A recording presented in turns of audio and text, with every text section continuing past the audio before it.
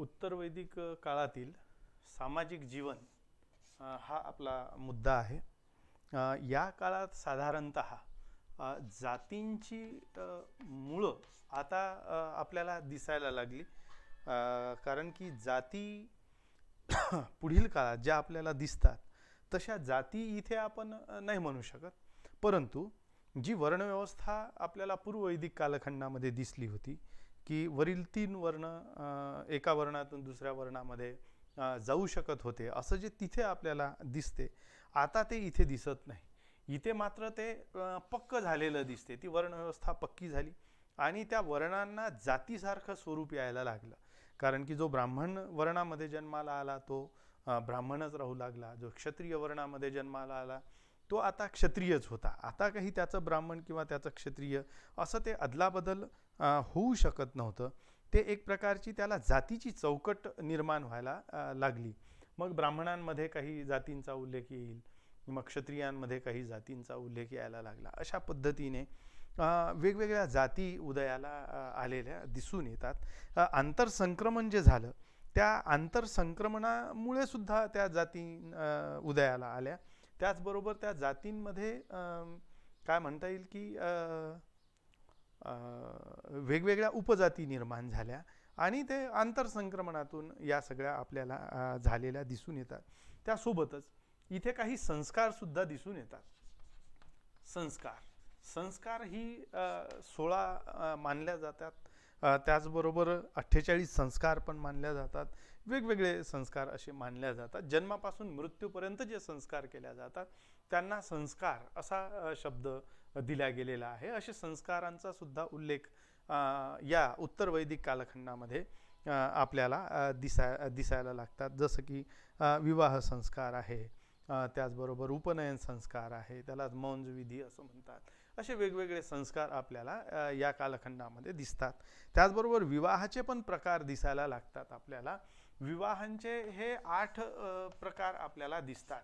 8 विवाहांचे प्रकार या ठिकाणी दिसून येतात. जसं की दैवविवाह आहे, आर्ष विवाह आहे, ब्रह्मविवाह आहे, प्रजापत्य विवाह आहे, पैशाच्य विवाह आहे, आसुर विवाह आहे आणि राक्षस विवाह आहे. अशा पद्धतीचे विवाहाचे वेगवेगळे प्रकार आपल्याला दिसून येतात.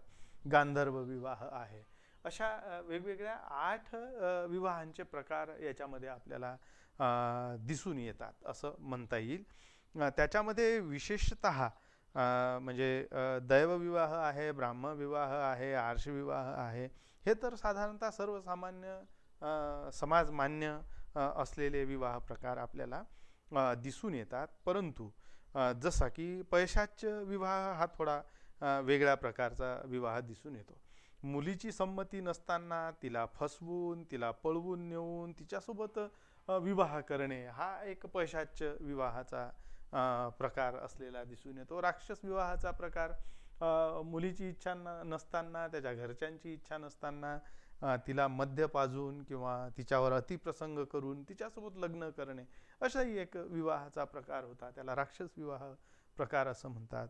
मुलं मुली वयात येऊन तरुण झालेली असताना, एकमेकांवर त्यांचं प्रेम जडलेलं असताना ते एकमेकांसोबत पळून जातात आणि विवाह करतात. अशा पद्धतीचा एक गांधर्व नावाचा विवाह प्रकार आपल्याला दिसून. श्रीकृष्ण रुक्मिणीचा विवाह जसा गांधर्व विवाह आहे, पृथ्वीराज चव्हाण संयोगितेचा विवाह हा म्हणजे गांधर्व विवाह आहे. हे मी फार अलीकडची उदाहरणं दिलीत, पण गांधर्व विवाहाची उदाहरणं समजावीत म्हणून ती तुम्हाला दिलेली आहेत. अशा पद्धतीचे विवाह आपल्याला दिसतात. 8 विवाहाचे प्रकार या ठिकाणी असलेले आपल्याला दिसून येतात. आता पूर्ववैदिक कालखंडात जो स्त्रियांचा दर्जा होता तो दर्जा इथे राहिला का? स्त्रियांचा दर्जा, तर त्याचं उत्तर नाही येतं. कारण की राजाच्या ज्या राण्या आहेत त्या आता वेगवेगळ्या प्रकारच्या राण्या त्याच्याकडे राहायला लागल्या. तो अनेक विवाह करू लागला राजा. त्याची सगळ्यात मोठी राणी ही महिषी किंवा त्याला पट्टराणी असा शब्द आपण वापरू शकतो. त्याच्यानंतर परिवृत्ता, वावाता, पालागली अशा 4 प्रकारच्या राण्या आता संबोधल्या जाऊ लागल्या. म्हणजे अशा पद्धतीने विवाह जो आहे तो पत्नीत्वाकडे इथे गेलेला दिसून येतो. म्हणजे राजाच्या अनेक पत्न्या असणे, मग तशाच प्रकारचं समाजामध्ये पण त्याची छवी निर्माण व्हायची. समाजामध्ये पण एकापेक्षा अधिक पत्न्या करण्याची पद्धत इथे असलेली दिसून येते. आता पूर्ववैदिक कालखंडामध्ये आपण जे बघितलं होतं की समाजामध्ये कुठलाही समारंभ असला किंवा धार्मिक विधी असला तर स्त्रिया या हिरिरीने भाग घेताना त्याच्यामध्ये दिसत होत्या. पण आता तशी स्थिती राहिली नाही. आता स्त्रियांचा दर्जा कमी झाला. आता स्त्रियांचं स्थान जे आहे ते दुय्यम दर्जाचं झालं. त्यामुळे धार्मिक कार्यात भाग घेणे हे कमी झालं. सभा आणि समितीमध्ये स्त्रिया जाऊ शकत होत्या, आता त्या जात नाहीत. त्यांना शिक्षणाचं स्वातंत्र्य होतं, इथपर्यंत ते ठीक होतं, किंवा शिक्षण वगैरे त्या घेऊ शकत होता. कला प्रकार आहेत, नृत्य आहे, संगीत आहे, याच्यामध्ये त्या भाग घेऊ शकत होत्या.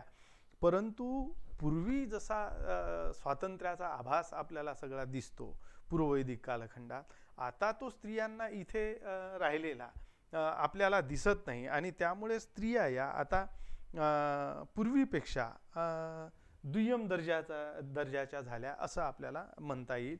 आहारामध्ये साधारणतः दूध, दुभते, फळ, भाजीपाला यांचा उल्लेख आपल्याला दिसतो. म्हणजे सध्या सुद्धा तो आहार होताच त्यांचा. परंतु विशेषतः राजे रजवाडे आणि हे सगळं वाढल्यामुळे आता त्यांच्या आहारामध्ये मांसाहार हा मोठ्या प्रमाणावर सुरू झालेला दिसून येतो. म्हणजे मांसाहाराचं प्रमाण आता इथे वाढलं. म्हणजे आहारामध्ये जे दूध, दुभते, फळ, भाजीपाले हे सगळं होतं, आता त्या ठिकाणी म्हणजे त्याची जागा मांसाहाराने घेतली. हे पण इथे आपल्याला विशेष करून उल्लेख करावा लागेल. त्याचबरोबर त्यांचे जे वस्त्र होती त्या वस्त्रांमध्ये थोडाफार फरक आला आहे. परंतु जे आर्यांची वस्त्र होती ती रंगतदार होती, गडद रंगाची रंग असलेली उनी वस्त्र असायची साधारणतः. अशी वस्त्र किंवा आभूषणे ते लोक वापरताना दिसतात. याच्यामध्ये विशेष करून जेव्हा आपण शिक्षणाचा उल्लेख करू तर शिक्षण जे होतं ते प्रश्नोत्तर पद्धतीचं होतं. प्रश्नोत्तर पद्धतीचं ते शिक्षण असायचं. कारण की शिक्षक विद्यार्थ्यांना प्रश्न विचारायचे आणि प्रश्नाची जी हे असायची, काय म्हणता येईल, डेप्थ असायची, त्या डेप्थवर त्यांचं ज्ञान अवलंबून असायचं.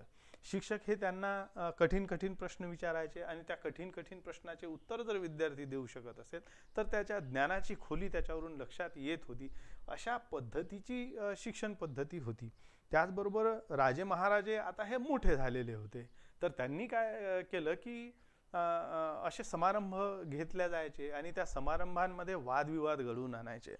जे शिष्य असायचे, मग एखाद्या गुरुचे शिष्य दुसऱ्या गुरुचे शिष्य हे आमने सामने होऊन त्यांच्यामध्ये वादविवाद घडवून आणायचा. एखादी समस्या आहे, एखादा प्रश्न त्यांना दिला जायचा, त्याच्यावर आपापली मतं मांडून ते सुद्धा त्याच्यावर आपली विद्वत्ता तिथे दाखवताना आपल्याला ते दिसून येतात.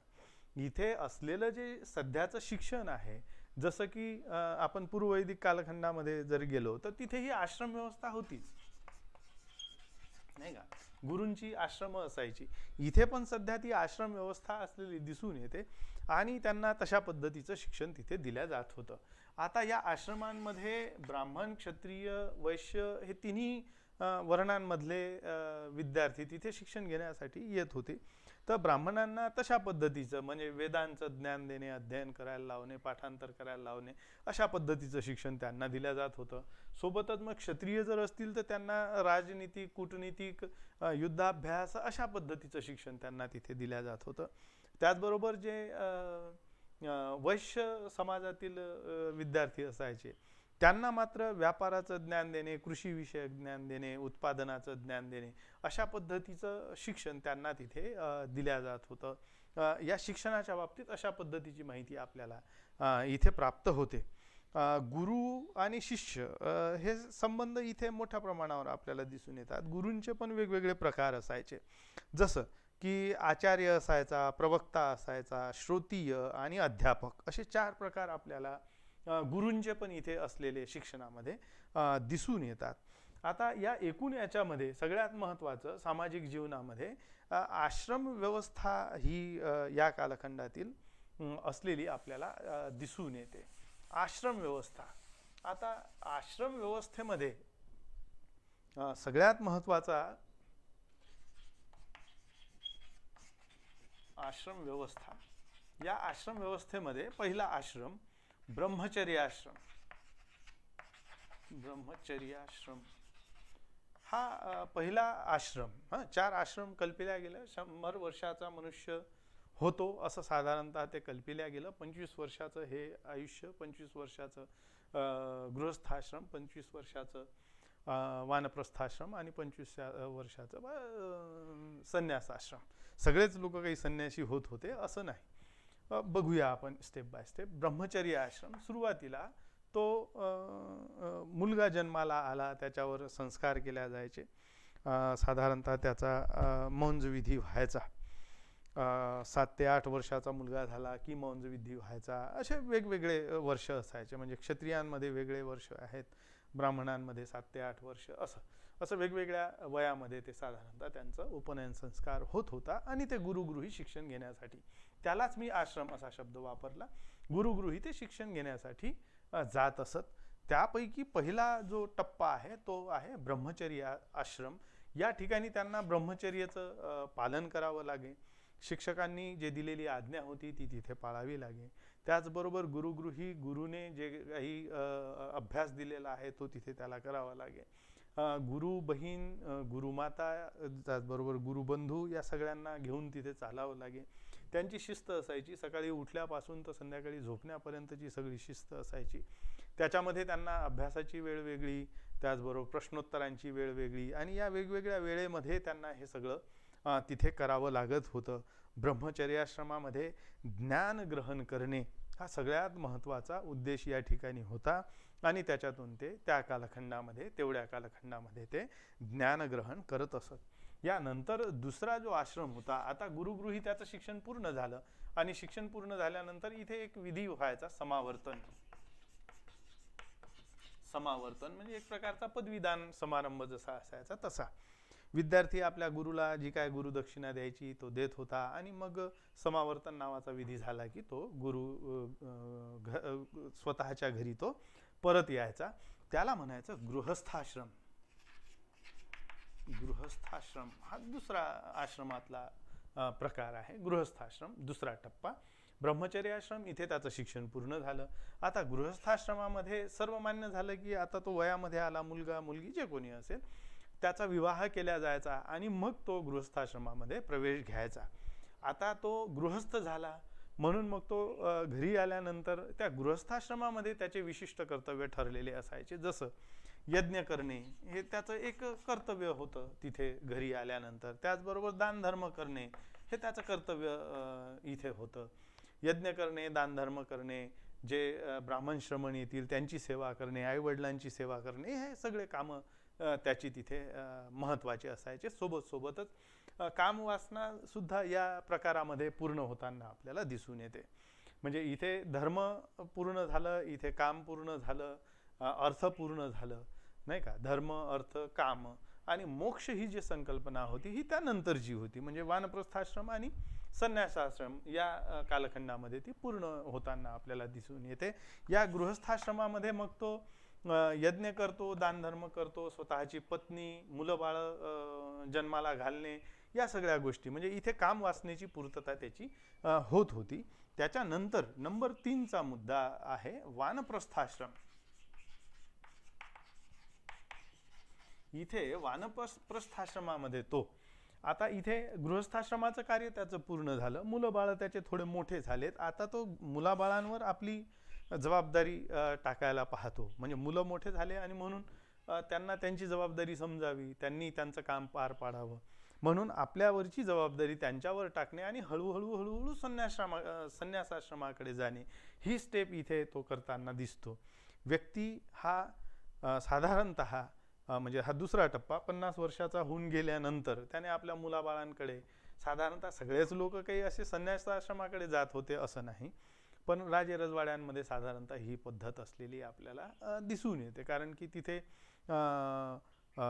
आपल्या मुलाकडे, राजपुत्राकडे राज्याची धुरा सांभाळण्यासाठी देणे आणि मग तो हळूहळू त्याच्यातून राजा निवृत्त होत असे असं साधारणतः दिसते.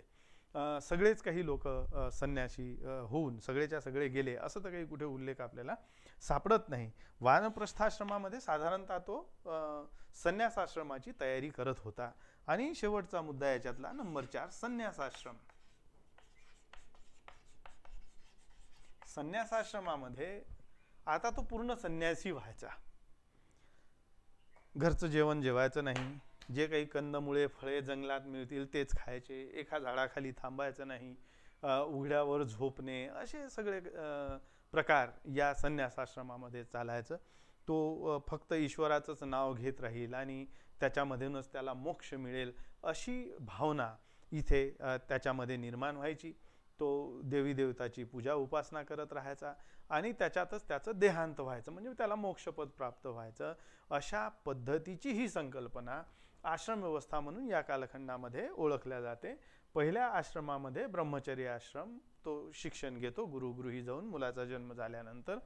मग तोच थोडा मोठा होतो मुलगा, तो गृहस्थ बनतो. मग गृहस्थ आश्रम म्हणजे लग्न वगैरे करतो, यज्ञ दान धर्म विधी तो तिथे करतो. काम वासना सुद्धा त्याची इथे पूर्ण होते, म्हणजे पुरुषार्थ पूर्ण होतो. आणि त्याच्यानंतर तिसऱ्या टप्प्यात जेव्हा तो जातो तेव्हा तो वानप्रस्थाश्रमी बनतो. हळूहळू आपली जबाबदारी आपल्या मुलांवर सोपवतो. आणि चौथ्या टप्प्यामध्ये तो संन्यासी बनतो आणि संन्यासाश्रम घेऊन घरातून तो बाहेर पडतो, निघून जातो आणि बाहेर जाऊन ते बाहेर जाऊन तो आपलं जीवन हे मोक्षाकडे नेण्याचा प्रयत्न करतो. अशा पद्धतीचं सामाजिक जीवन उत्तर वैदिक कालखंडामध्ये असलेलं आपल्याला दिसून येतं.